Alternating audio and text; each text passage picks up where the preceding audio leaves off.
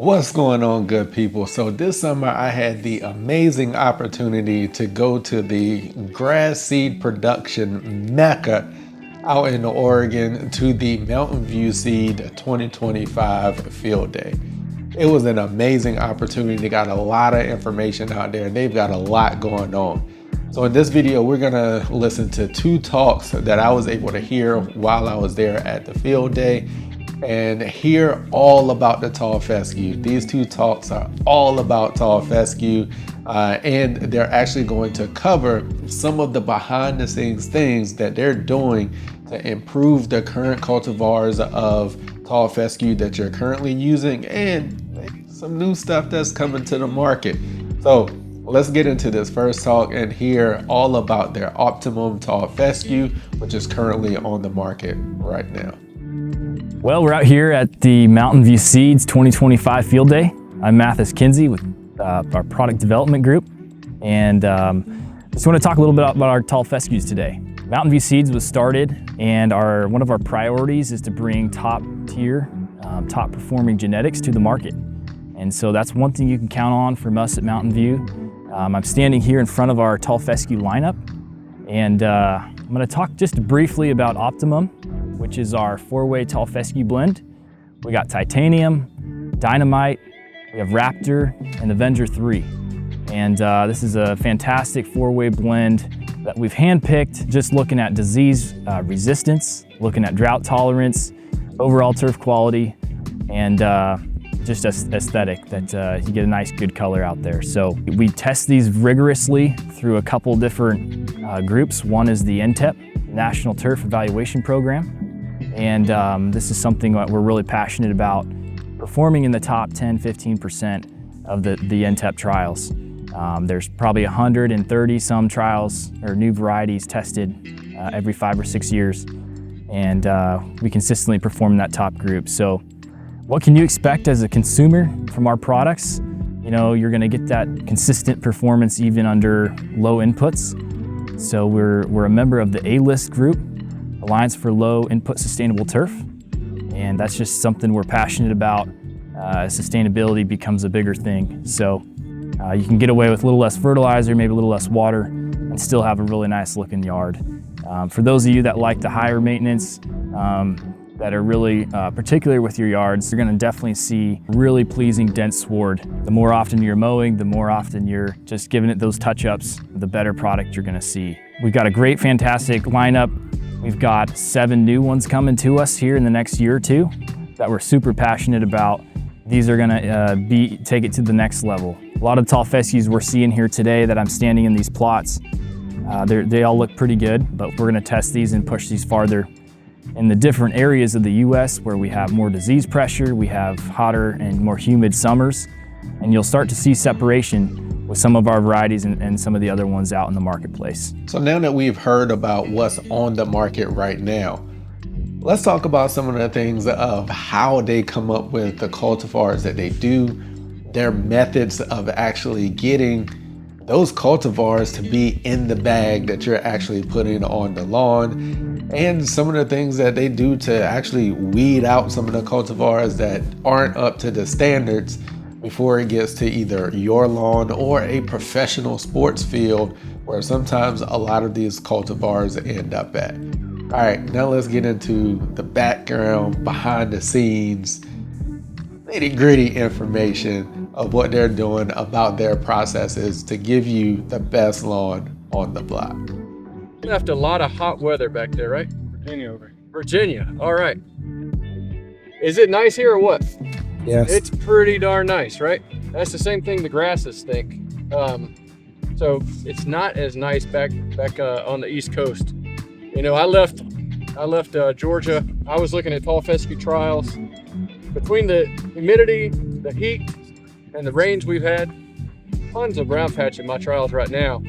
And so here today, a lot of these tall fescues look to be thriving and doing quite well. Now, if you talk to Steve, Steve's a very excited plant breeder. That's the same thing as me. I want to talk about that in a minute. But if you talk to Steve and you look at these 365 days out of the year for multiple years, That's the way we do in breeding and evaluations. We're trying to figure out which ones consistently perform better. Matt has pointed this out already, but I have to point out as a prerequisite to talk about tall fescue, Kentucky 31. Now, I've been in the breeding world for a relatively short period of time, but turfgrass breeders, going back to 1960s, efforts began improving tall fescue. So this is basically, where we started, and I use we very loosely, not me, but many successful breeders before me, but working on improving what we call turf type traits in tall fescue. So making them darker green, finer leaf texture, have a more dense canopy, those types of traits. That's what has been done, and quite successfully. But you take these to the East Coast, Virginia, Georgia, North Carolina, etc., and you're going to start to see different ones perform better, right? So our homeowners in Atlanta, they don't really like the dormant color of warm season grasses during the winter. And so there's a big push from my stakeholders to improve, for example, tall fescue, so that it can better persist in the summer in the South, but they would be able to have that nice color through the winter months. And so that's one of the big things I've been working on.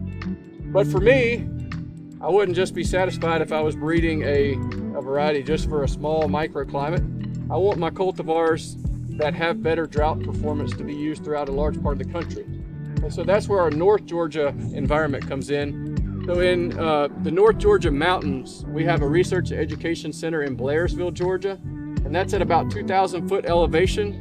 Completely different environment for us. And basically our strategy in a nutshell is to go to Tifton and Griffin and put our grasses through a torture chamber, select for grasses that do well with the heat stress, do well with the drought stress, low fertility, better disease performance, you name it. Whatever you can throw at a grass to make it unhappy, we have it there. But if we only bred in that one environment, we could probably produce a cultivar that did well in that environment, but you take it out of that environment and it's not going to do well. It tends to fall apart, is the way we put it in breeding terms. So we don't want that to happen. So that's when we take the really strong material and we take it to Blairsville and we evaluate it for more broad adaptation. And so that's the model we're implementing. And so we're looking primarily for tall fescue. The biggest thing that I've been getting feedback on from the industry is gray leaf spot disease. And so that's kind of where we are now with gray leaf spot on tall fescue. The pathogen is a prolific spore producer. It evolves quite rapidly. And now we're seeing more widespread breakouts of gray leaf spot on tall fescue. And that's kind of where I come in. So, what I've been working on in Georgia, I do have an abundance of gray leaf spot disease pressure. It's not hard to grow gray leaf spot in Georgia. So I've been putting out my trials like this, letting the disease come in, do its thing, and then making selections of the few plots that have good resistance. Take those tillers like Steve was mentioning in your last stop, put those in nurseries, recombine those, able to make crosses in Georgia, and then complete the cycle. We come back to progeny testing, select for better gray leaf spot performance, and we do that for multiple cycles to improve that trait. So that's what we've been working on with gray leaf spot, making some good headway on that. But we're always thinking about the full package. So like I mentioned earlier, the drought, the heat. A big one for us in tall fescue is brown patch. So that would be Rhizoctonia solani. Any of you who work with tall fescue know about that disease. I don't have to tell you about it. But that's all for our end users, our stakeholders that are managing the grass at this stage, like as a turf. But I'm doing something a couple thousand miles away. I need to make sure that's going to do really well here. And that's where that collaborative effort comes into play. That's why we work with Mountain View Seed. It's so important. It's like a back and forth. They need us, we need them. We need to make sure the grass is going to do well over on the eastern side of the country. We need to make sure the grass is going to do well here in the Pacific Northwest where it's produced. And so we couldn't do that on our own. But I feel like we're making great progress on that. I would just touch a little bit more on my program in general. So that's all tall fescue.